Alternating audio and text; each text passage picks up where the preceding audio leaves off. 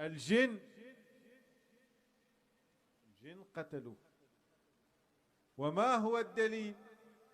قالوا سمعنا الجن ينادي نحن قتلنا سعد بن عبادة رميناه بسهم أصاب فؤاده. يعني الجن يقتلون ويرمون بالسهام. وانا جاي في الطريق شفت جني شايل RPG، فخفت يضربنا، غيرت الطريق.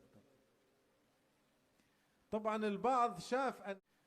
البعض شاف ان القضية شوية زحمة، قال لا، رميناه بسهم، ليس المراد ان الجن رماة بالسهم، لا، قال السهم كناية عن ضربة العين، الجن يحسد وعين الجن قاتلة.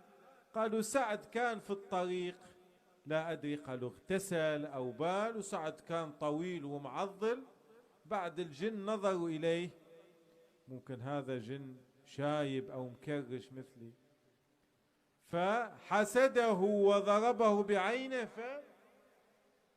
فمات. فسعد اغتيل. اي والله هذا كلام، ليش تضحك؟ هذا كلام بالفعل، هو هذا الذي يذكر